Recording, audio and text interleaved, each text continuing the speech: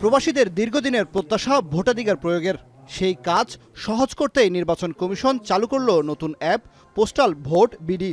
মঙ্গলবার সন্ধ্যায় প্রধান নির্বাচন কমিশনার এই অ্যাপ উদ্বোধন করেন। প্রথমবার হলেও বেশি সংখ্যক প্রবাসী ভোট দিতে নিবন্ধন করবেন বলে আশা তাদের। এই অ্যাপ চালুর মাধ্যমে আমরা একদিকে ভোট গ্রহণ প্রক্রিয়ায় ডিজিটাল প্রযুক্তির ব্যবহার নিশ্চিত করছি, অন্যদিকে অংশগ্রহণমূলক ও অন্তর্ভুক্তিমূলক গণতন্ত্র প্রতিষ্ঠার পথে আরেক ধাপ এগিয়ে যাচ্ছে। আর আমাদের প্রবাসী নাগরিকদের রাষ্ট্রের সঙ্গে বন্ধনকে আরও গভীর করবে। আমার জানা মতে পৃথিবীর যতগুলো দেশ এই ধরনের কোনো উদ্যোগ গ্রহণ করেছে তারা একটা দীর্ঘ সময়ব্যাপী প্রথমে ট্রায়াল করার সুযোগ পেয়েছে, অন্ততপক্ষে 5 বছর। সেখানে আমরা কার্যত ট্রায়াল করেছি মাত্র 1 মাস।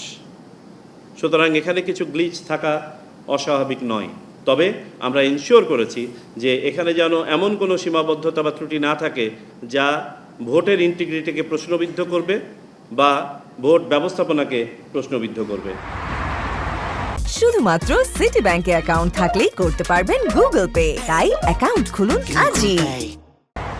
একটি ভোট গ্রহণে কমিশনের খরচ হবে 700 টাকা। পোস্টাল ভোটিংয়ের জন্য 143টি দেশে নিবন্ধন চলবে 19 নভেম্বর থেকে 18 ডিসেম্বর পর্যন্ত।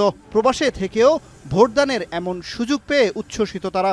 আমি বিদেশে থাকার কারণে কোনো সময়ে ভোট দিতে পারি নাই, তবে এই প্রথমবার ভোট দিতে পারবো, আমি খুবই আনন্দিত।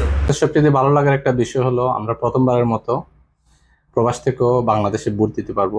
এই প্রথম প্রবাসীরা ভোট দেওয়ার সুযোগ পাবেন। অন্তর্বর্তী সরকার এই সুযোগ করে দিয়েছেন, তার জন্য অন্তর্বর্তী সরকারকে অবশ্যই ধন্যবাদ জানাই। আমরা বিশ্বাস করি এই উদ্যোগ প্রবাসীদের দেশের গণতান্ত্রিক প্রক্রিয়ায় আরো সক্রিয়ভাবে যুক্ত করবে।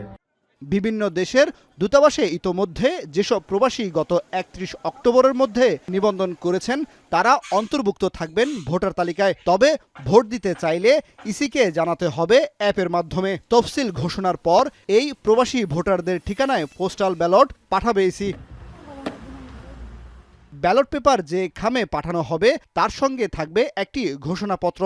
ব্যালট পেপারে ভোট দেওয়ার পাশাপাশি এই ঘোষণাপত্রেও স্বাক্ষর করতে হবে ভোটারকে। ভোট দেওয়া শেষে সেই ব্যালট পুনরায় ঢাকায় পাঠাতে হবে নিজ উদ্যোগেই। আর এই নিয়েই বিড়ম্বনা হতে পারে বলে জানালেন প্রবাসীরা। ভোট দেওয়ার প্রক্রিয়াটা এখনো আমাদের কাছে পরিষ্কার না। কোথায় ভোট দিব, কিভাবে ভোট দিব, এইটা আরো পরিষ্কারভাবে আমাদের সামনে আসা উচিত। দেখি আমাদের ডোর টু ডোর যারা প্রবাসীরা রয়েছে তাদের ঘরে এই পোস্টাল ব্যালটটা যাবে নাকি কনসুলেটে গিয়ে তারা এই ভোটে অংশগ্রহণ করবে।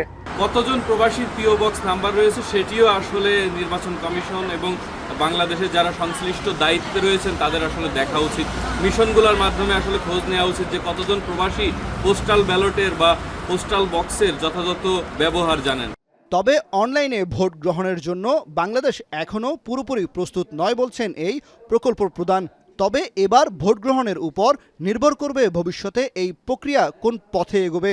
বিশ্বের বিভিন্ন দেশে অনলাইন ভোটিং কার্যক্রম কিভাবে হচ্ছে ওই স্টাডি করতে গিয়ে আমরা দেখলাম যে অনলাইন ভোটিংটা এখনও বাংলাদেশের জন্য ফিজিবল না।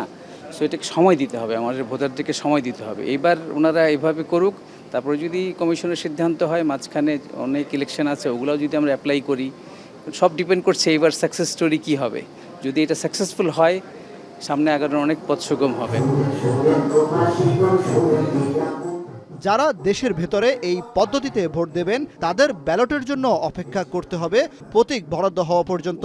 প্রবাসী বাংলাদেশি ভোটারদের পাশাপাশি সরকারি কর্মকর্তা কর্মচারী, ভোটের কাজে নিয়োজিত ব্যক্তি ও আইনি হেফাজতে থাকা ব্যক্তিরা পোস্টাল ভোটিংয়ে নিবন্ধন ও ভোট দেওয়ার সুযোগ পাবেন। এই উদ্ভাবন আমাদের নির্বাচনী ব্যবস্থাকে করেছে আরো আধুনিক।